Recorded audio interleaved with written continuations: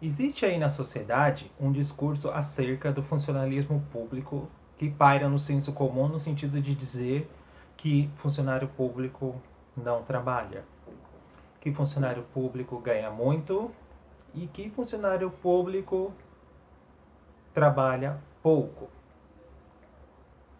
O que eu quero mostrar para vocês aqui não é fazer uma defesa em relação a esses discursos do senso comum, mas sim desenvolver uma reflexão, até porque aqui é um canal de esquerda pensante, não é uma esquerda que fica batendo panela e batendo bandeiras, no sentido de refletir acerca da reforma do Estado proposta pelo senhor Paulo Guedes. Vocês viram nos jornais por aí que a reforma do Estado não vai atingir alguns setores. Forças Armadas, os nossos deuses do Olimpo, que são os juízes, desembargadores, e adivinha quem? Os fazedores da lei, o legislativo. A justificativa é que cada um desses setores tem regimes específicos. E se fosse necessário fazer uma alteração, o próprio legislativo deveria fazê-lo sobre ele. Olha só que interessante. Muito interessante, né? A questão aqui é: a reforma do Estado proposta visa acabar com o regime único que já foi uma conquista histórica ao longo de muitos anos e que tem uma segurança no sentido do funcionário público não estar refém de determinadas políticas e políticos. O que eu estou querendo dizer com isso? O político é eleito, depois ele vai embora, o governo muda, mas o funcionário fica. E se for possível o funcionário questionar as ações do governo, porque pode ser que haja algo errado, ele vai questionar, sem medo de sofrer represárias. Entenderam? Então aqui, a proposta da reforma do Paulo Guedes visa acabar com a estabilidade,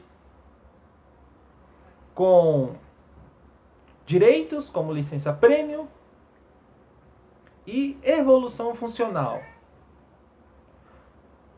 Toda essa proposta, na verdade, é uma destruição do serviço público em si.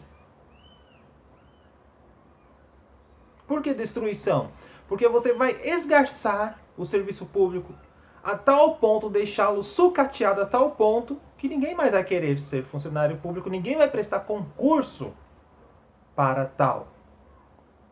A ideia é igualar a iniciativa privada, mas o funcionalismo público do baixo escalão, o funcionalismo do alto escalão, que são os que mais gastam e o que mais ganham.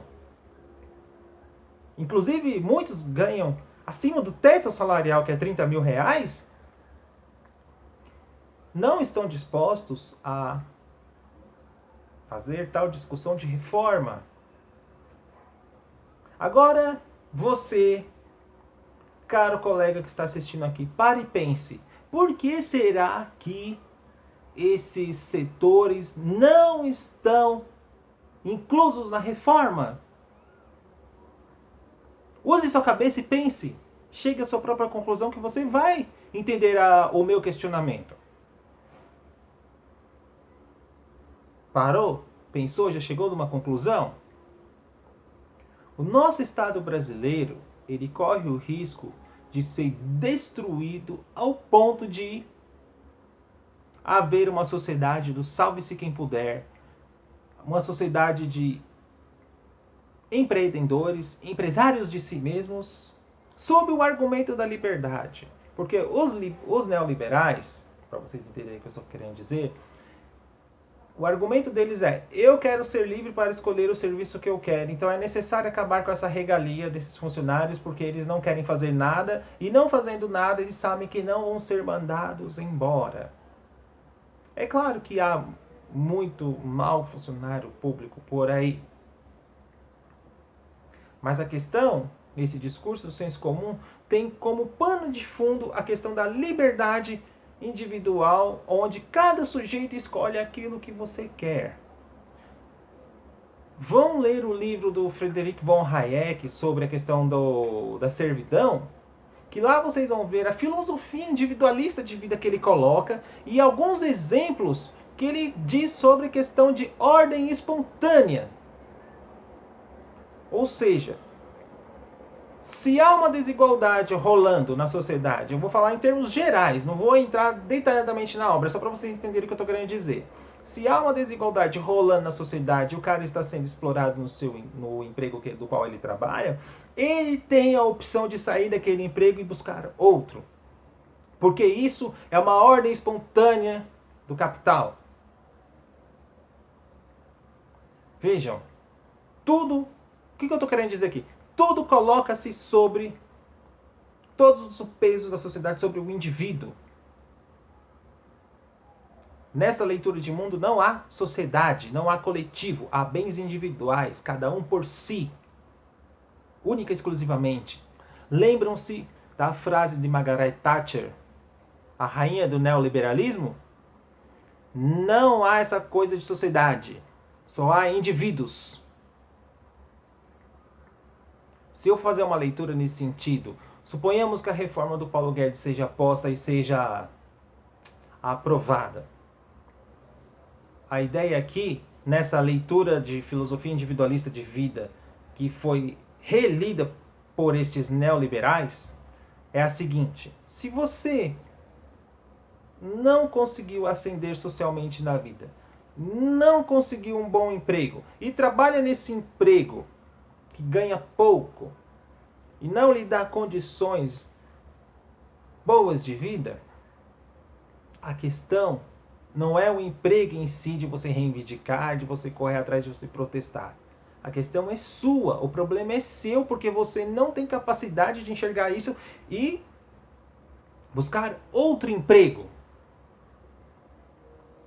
Por trás da reforma do Estado há todo esse discurso ideológico acerca da liberdade do homem. É isso que vocês têm que entender. Em tempos de pandemia, vamos pensar agora, nós estamos numa pandemia. Suponhamos que daqui 3, 4 anos ocorra essa pandemia de novo e a reforma do Estado esteja a pleno vapor. E não há mais serviço público, há somente serviços privados e que tudo depende única e exclusivamente de si mesmo. Onde haverá políticas públicas para os mais que precisam?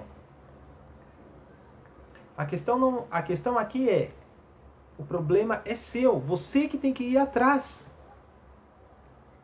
Você não teve condições, você não percebeu o movimento da história e você não foi porque você não quis.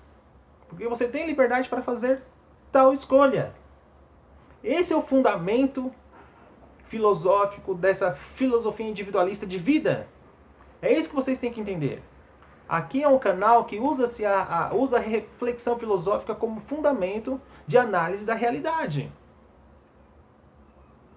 Percebam isto, que aí vocês vão entender todo o fundamento de uma reforma do Estado e o que há por trás dela e por que determinados setores estratégicos dentro dessa atual conjuntura de governo não, de acordo com a proposta, serão tocadas. Pare e pense sobre isso. Analise. Veja. Vou voltar ao que eu já havia falado antes. É a velha política do homem cordial. É a velha política do coleguismo.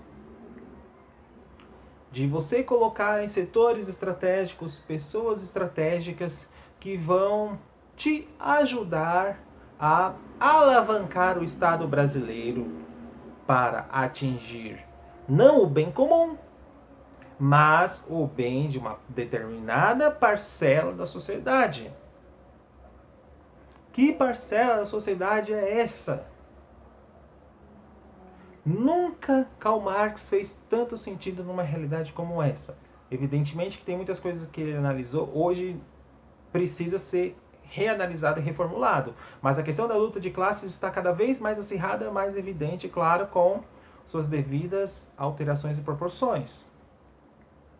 Pare, analise e veja qual o impacto dessa reforma do Estado diante de um Estado brasileiro como o nosso, afundado nas inúmeras desigualdades educacionais, sociais, de saúde, que nem agora não temos o Ministério da Saúde, há não sei quanto tempo, também não há Ministério da Educação também,